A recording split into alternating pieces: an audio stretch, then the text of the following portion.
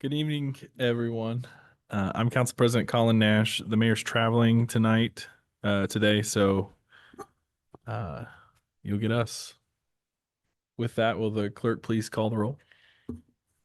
Corliss. Here. Halliburton. Here. Morales. Here. Nash. Here. Stud. Here. Willetts. 5 present, 1 absent. First item on our work session agenda today are interim budget changes presented by Eric Villamoria. Eric, welcome. Thank you very much, Council President, members of the council. We have 7 interim budget changes for your consideration this afternoon. The first item is in the airport fund. This adjustment would reduce the Concourse B electrical upgrades project by $500,000 as the work envisioned in that project was actually completed in the gate electrification project. With the $500,000 that would be reduced, the airport would augment 3 other projects. First, the airfield access gate replacement project for $300,000. Secondly, the Concourse B apron perimeter security and blast fence project for $50,000. And finally, the Concourse B unisex restroom at $150,000. Our second item would be a $13,000 increase offset by funds from CCDC for repairs to the bike trio sculpture.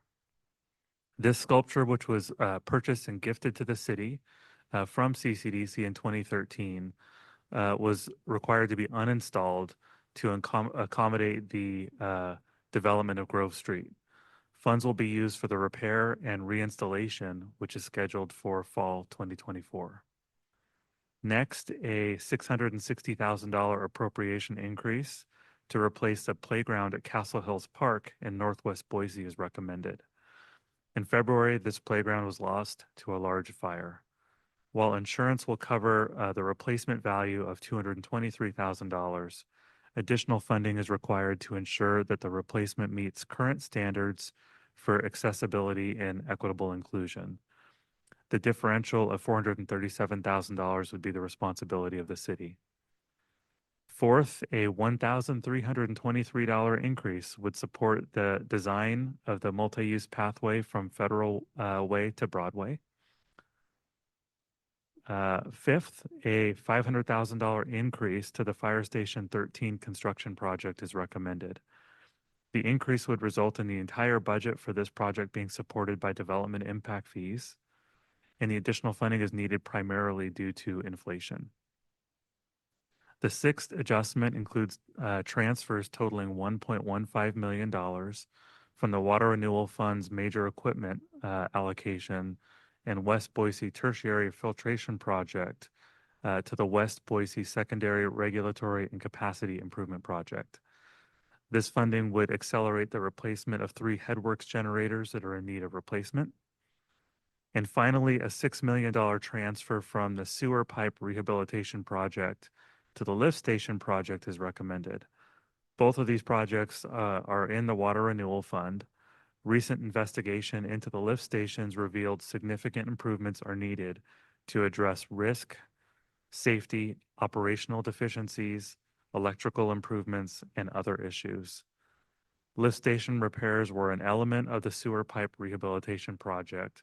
However, the establishment of a new lift station-centric project is recommended due to the size of the need. With that, I'd be happy to stand for any questions that the council might have. Council, any questions for Eric? Councilmember Halliburton? Yeah, thank you, Mr. President. This is probably a question for Doug, actually. First comment, there's a lot of great things on this interim budget change across all of our departments, and all of which I'm in support of. I want to commend Parks and Rec and their team for responding to the Castle Hills Park so quickly. I am curious, do we know how fast we'll be able to get the park back online with these funds? Mr. Mayor, Councilmember Halliburton, we have 2 options that we have generated from 2 different playground suppliers. We're going to present those options to the neighborhood, hopefully by the end of this week. And then we'll give that about, I think we're doing a week to 10 days survey with the neighborhood to see which of the two playground options they're most interested in. And then once we get everything ordered up and get everything in, it takes about a year for all the different parts and pieces to arrive and then to get the actual installation done. So we're giving it about a 12-month window, but hopefully that clock will start ticking once we hear from the neighborhood. Great. Well, I do appreciate the hard work. I appreciate you reaching out and getting input from the neighborhood as well. I'm sure even though they're, sad about the loss, they'll be excited to be involved in selecting, some options on what it might look like. And, certainly this isn't something that anybody wish would have happened. It is great that we're going to be able to make it accessible for the neighbors in that area and to be able to make it a really nice playground. So again, I just want to, commend you and your team for all that additional work on top of the work that you're already doing in an kind of unpredicted situation like this. So thank you. Thank you, council member. Doug, could you remind me the age of the playground that was destroyed? Councilmember Stead and I have a wager on this. Yeah. Mr. President, do I get a cut out of the wager? We'll see. It depends on Okay. who wins. I believe it was installed in 2017. Okay. I win. You will not be getting any of the cut. Sorry. Mr. Mayor. Thank you. Any other questions? Just another comment also, really appreciate the arts and history work that we're doing with the bike trio. I actually played on these in high school and really, really love the kinetic structures. I miss the ones that were on the Grove that used to play music as you walked by as well. So just grateful that we're restoring these and looking forward to being able to use them again with my kids. All right. Any other questions for Eric? If not, I'll entertain a motion.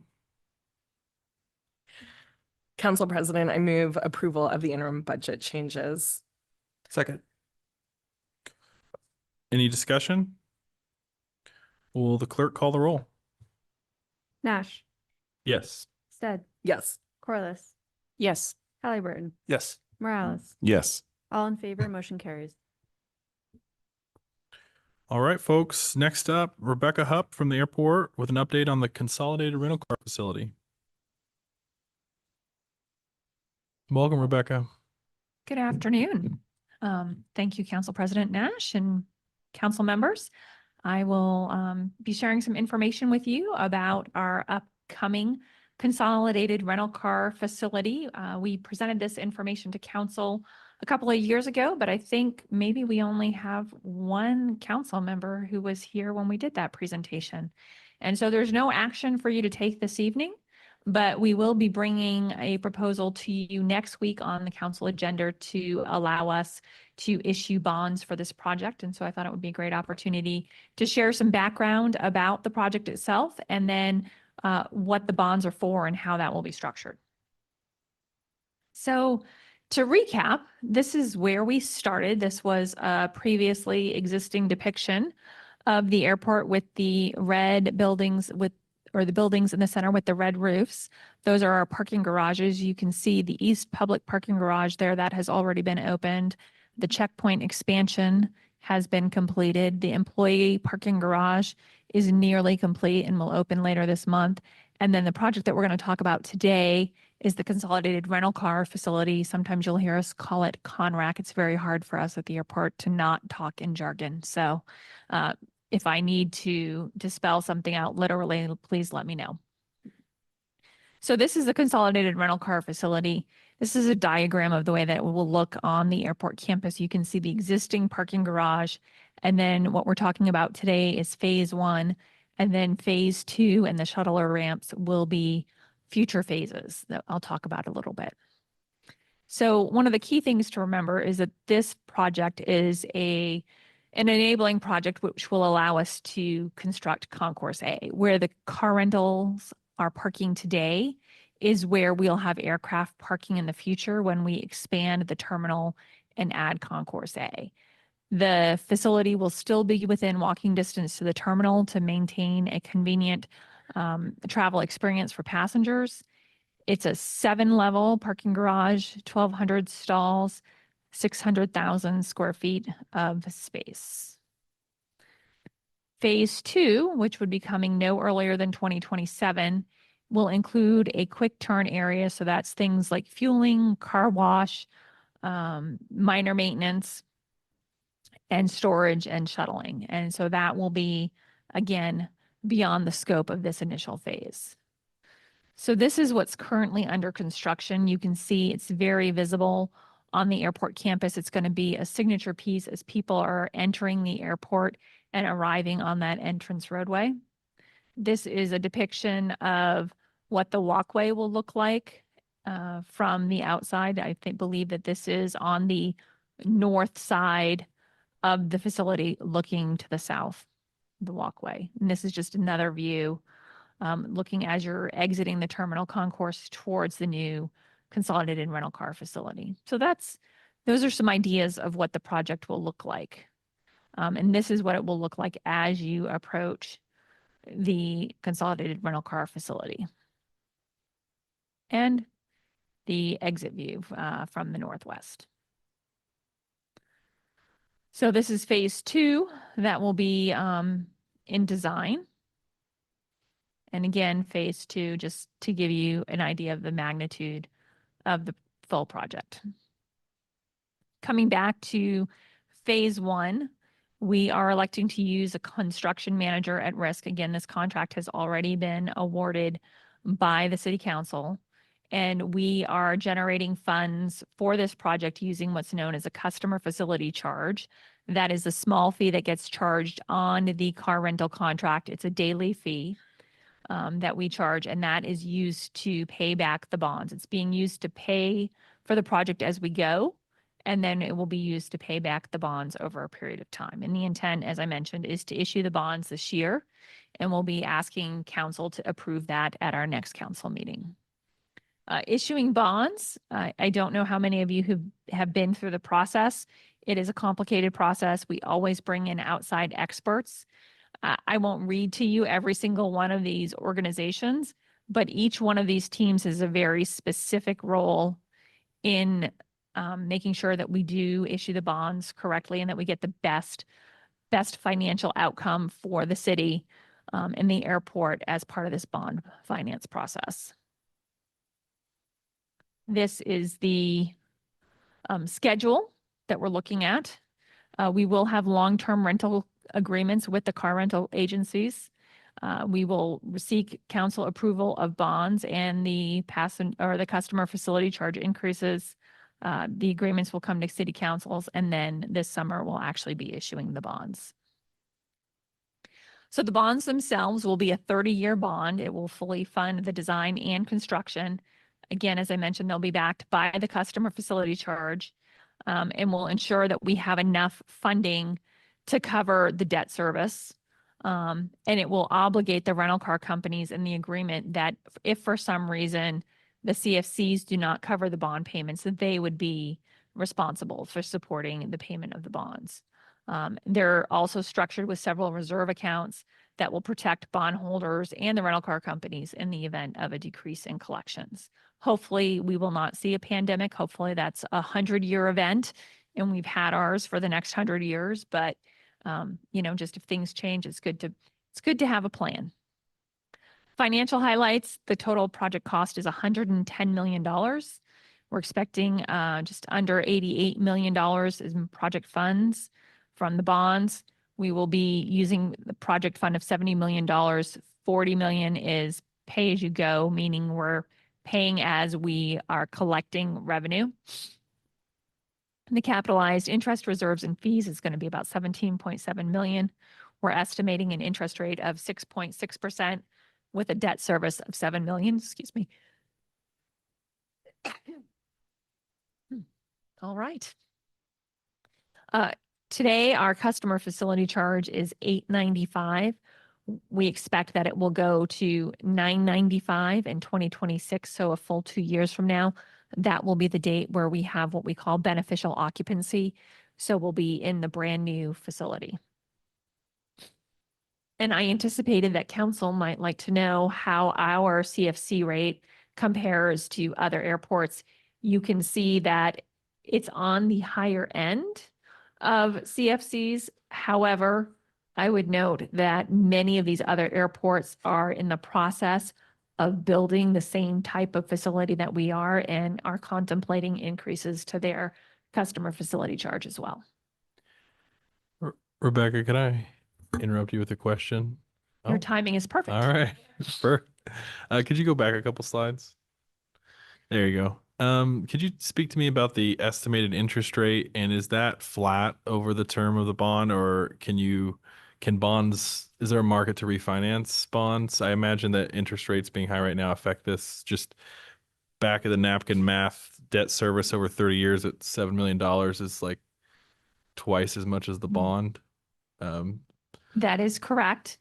And actually on every single front. So yes, that is what we're expecting for the interest rate. The bond will be structured so that we can refinance the bonds after 10 years. And we have done that in the past with our previous bond issues, particularly with the parking garage that we built.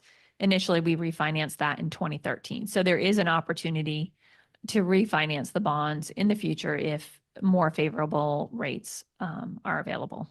and could you help me understand why the 10-year rule? I'm sure there's a good reason for it, but do you have any idea?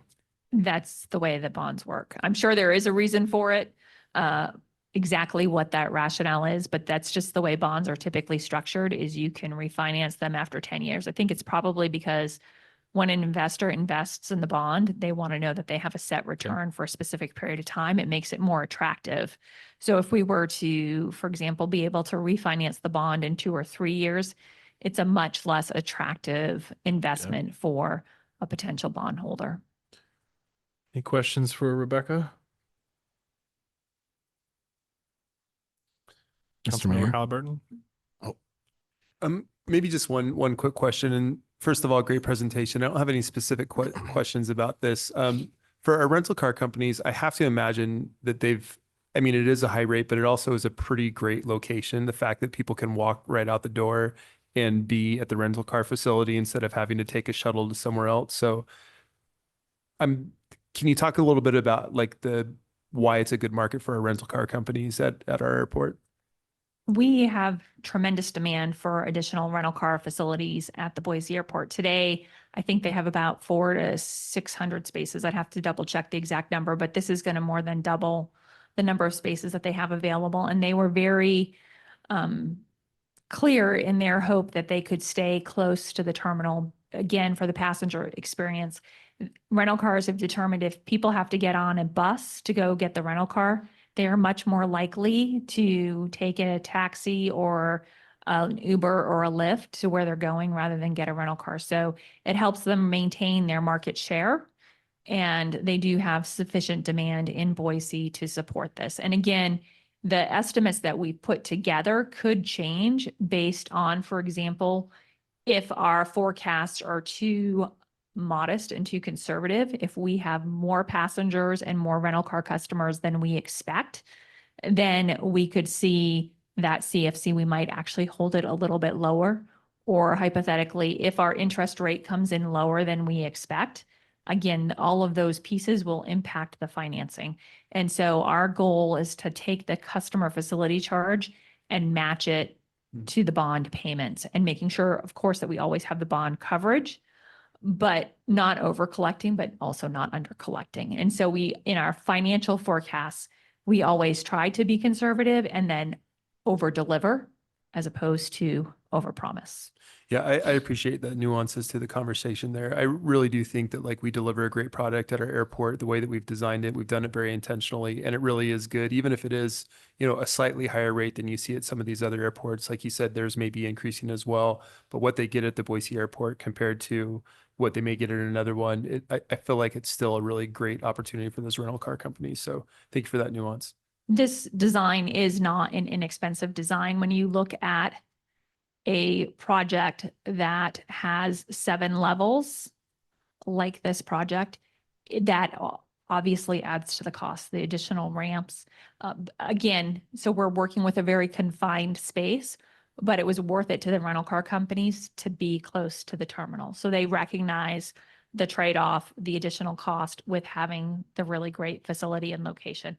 And it will be a brand new location. And so yes, our costs will be a little higher today, but we'll have done the project, and other airports will be following and doing similar projects, and their costs will also go up. Councilmember Morales? Yeah, just a couple comments. Thank you for the presentation. We're obviously really excited about this project, as I know the rental car companies are. And just want to highlight how this is also going to increase rental car parking at the airport. So really freeing up a lot more inventory there on premises and not having to be shuttled around town. But I also didn't want you to leave without thanking you for all of your service. I know you recently celebrated your 12th anniversary at the airport, and you and the entire airport team have done so much over these years. And just seeing those first couple slides where all these projects, all these dominoes that you've lined up and taking a very pragmatic approach, I really appreciate that too. I know phase 2 is highly desired by the rental car companies as well, but tackling these things at a in a way that's going to set us up for success and lower risk. So really appreciate the way that you have guided the vision of the airport and continue to keep it a great place. Thank you. Thank you. Council President? Yeah. One quick question, one comment, thank you. Just to reiterate what Councilmember Morales said, being new on council, it's really important to see these kind of presentations, what's happening, know where we're at going forward. I really appreciate this presentation. One quick question I did have is in regarding to the interest rate, and we know that that's coming. When timing wise, do you think that will be set, that then we'll know what that interest rate is and what that CFC charge will be? So we are projecting this current CFC. We already have forecast that and we have a plan to implement that, and that will be coming to council to make sure that we have the rate correct. Any other adjustments to the customer facility charge would be further out in the future based on potential changes. As far as the interest rate, we won't actually know until we issue the bonds. So we estimate what it will be based on what the market conditions say, also taking into account our financial situation, knowing that we have a very favorable bond rating and that we're likely to get a favorable rate on the bonds, but the market will dictate what the final interest rate will be. So again, we've tried to be conservative in what we think it will be, so that way we know that this project will cash flow. Okay, great. Thank you. Thank you. All right. Thank you, Rebecca, for your presentation. We do not have an executive session, so we're going to recess and we'll see you folks back at 6 p.m. Thank you.